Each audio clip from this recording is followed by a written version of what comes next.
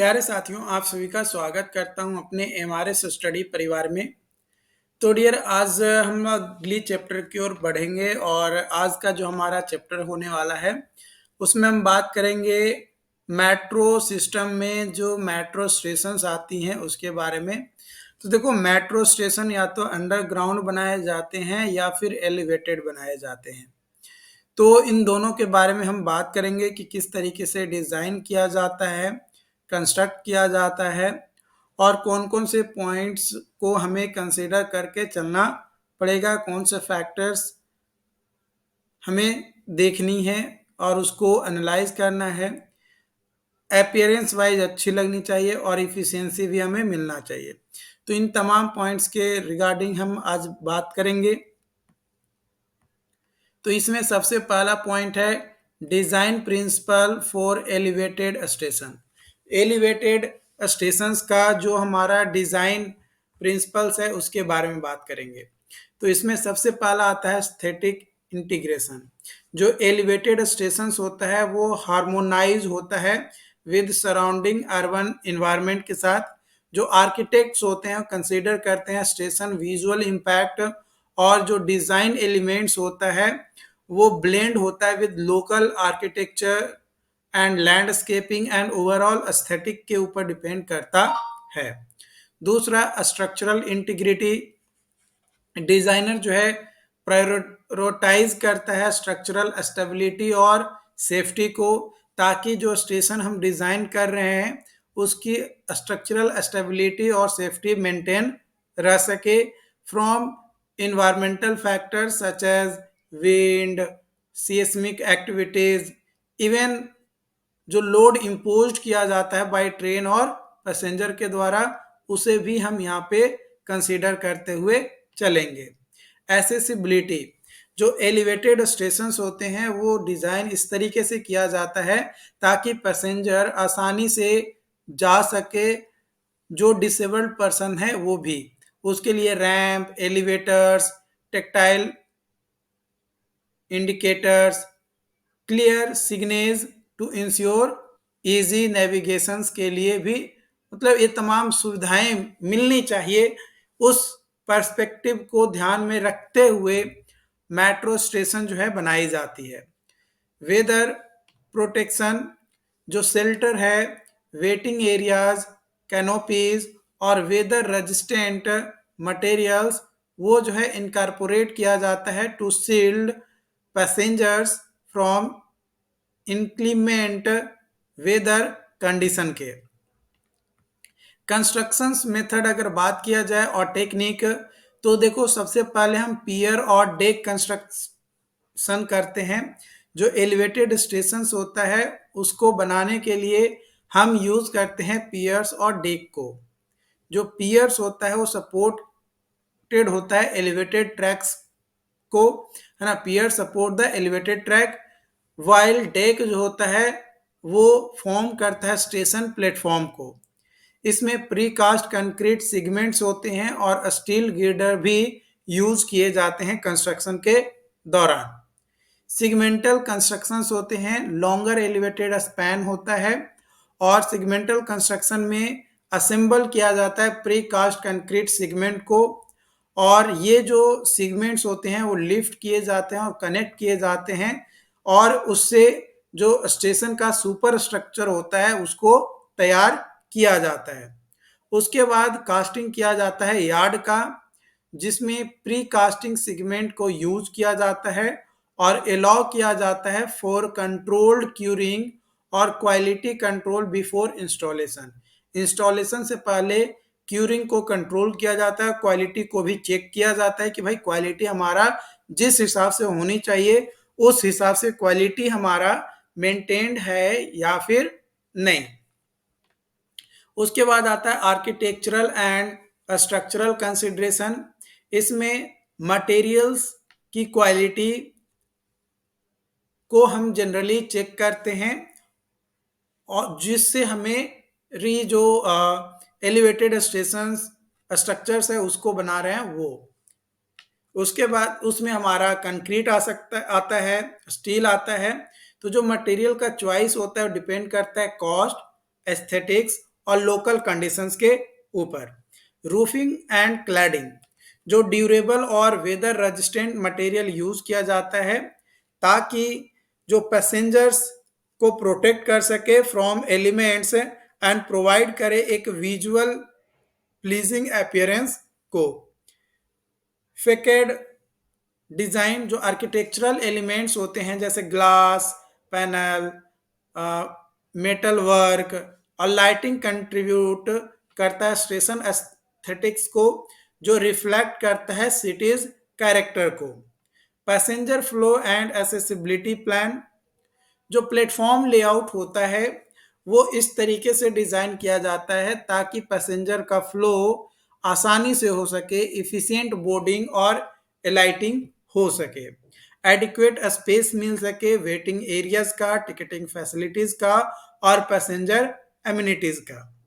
एक्सकेलरेटर्स and elevators, जो elevated station होते हैं वो रिक्वायर करता है एक्सकेलरेटर्स एंड एलिवेटर्स ताकि वो इंश्योर करे आपका accessibility for passengers and with limited mobility, मतलब पैसेंजर की जो मोबिलिटी है वो आपका लिमिटेड होता है।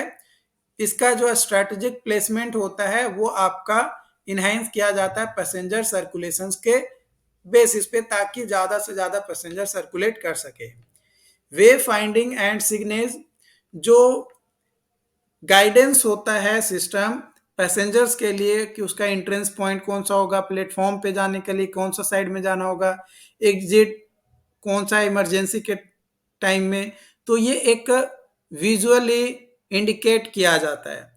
इसके अलावा इमरजेंसी एग्जिट और सेफ्टी को भी ध्यान रखा जाता है और उसके हिसाब से जो आपका एलिवेटेड मेट्रो स्टेशन है उसे बनाया जाता है।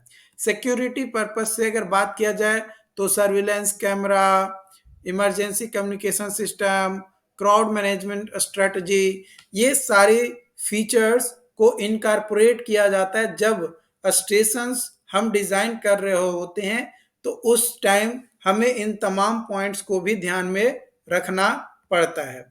तो यहाँ पे आपको एक फिगर में ये आपके साथ मैं शेयर कर रहा हूँ। ये जो फिगर है आपका, ये आपका एलिवेटेड स्टेशंस का है।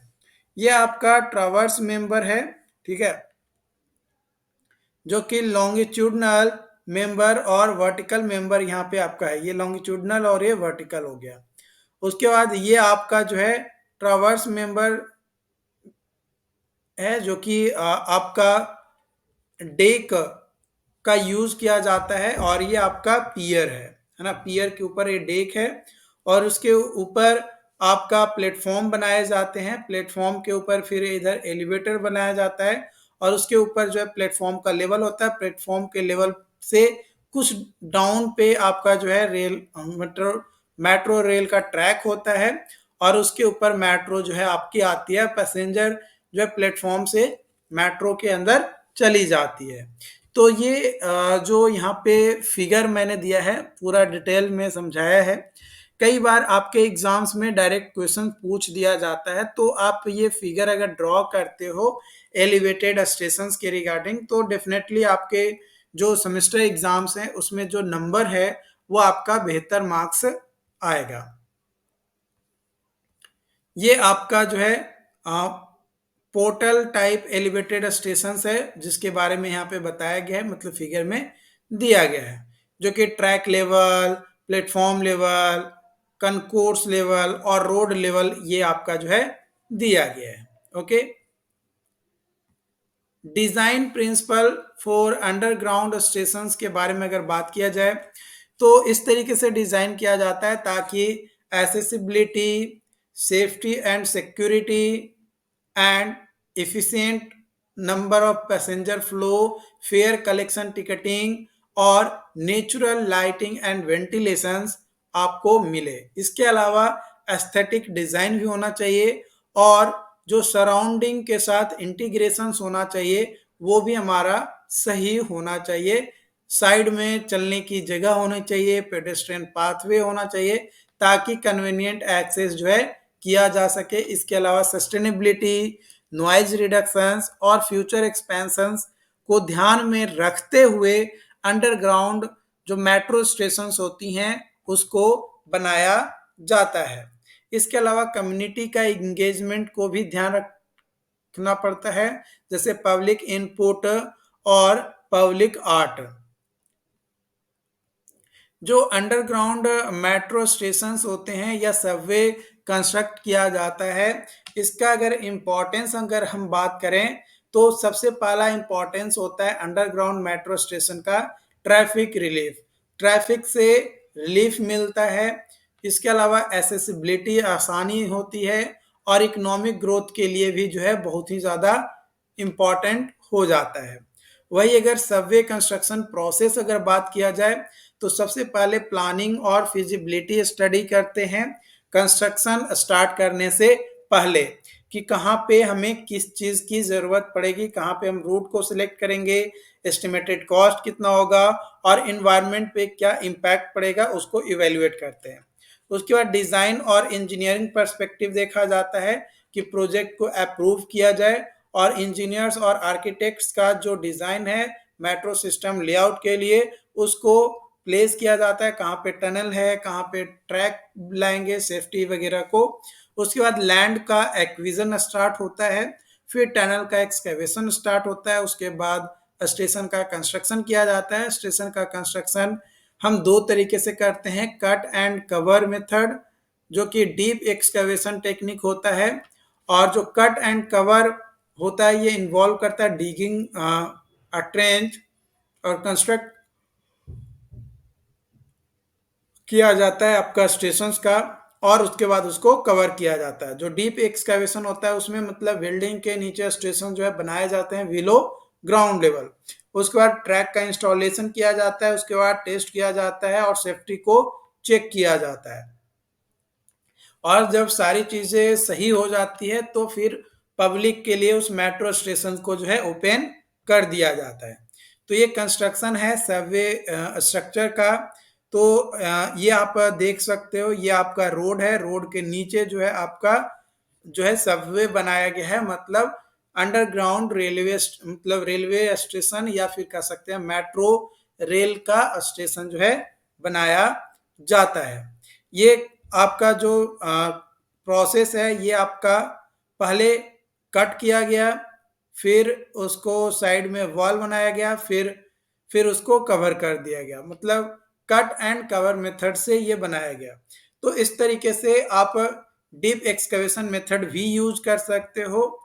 ये आपका जो है कोलकाता का जो अंडरग्राउंड स्टेशन है ईस्ट वेस्ट मेट्रो का, उसका यहाँ पे कंस्ट्रक्शन जो फोटो है वो यहाँ पे जो है आपका दिया गया है। कई सारे चैलेंजेस आते हैं आपके सबवे कंस्ट्रक्शंस के दौरान। पहला बजट और फंडिंग, दूसरा एनवायरमेंटल कंसर्न, तीसरा डिसरप्शन टू अर्बन लाइफ क्योंकि नॉइज, ट्रैफिक डिटोर और इनकन्वीनियंस देखने को मिलता है रेसिडेंट्स और बिजनेसेस को। इसके अलावा इंजीनियरिंग कॉम्प्लेक्सिटी भी देखने को मिलता है अंडरग्राउंड स्ट्रक्चर जो कि डीपली पॉपुलेटेड एरिया में अगर बना रहे हैं तो वहां पे। तो ये कुछ चैलेंजेस भी आते हैं सबवे कंस्ट्रक्शन के दौरान। आई होप कि यहाँ तक का तमाम पॉइंट्स आपको जो है क्लियरली समझ में आया हो। अगर फिर भी किसी भी पॉइंट्स में आपको लगता है कि हमें डाउट्स हो रहा है तो आप हमें कमेंट करके चैट बॉक्स में ज़रूर बताइएगा। Thank you.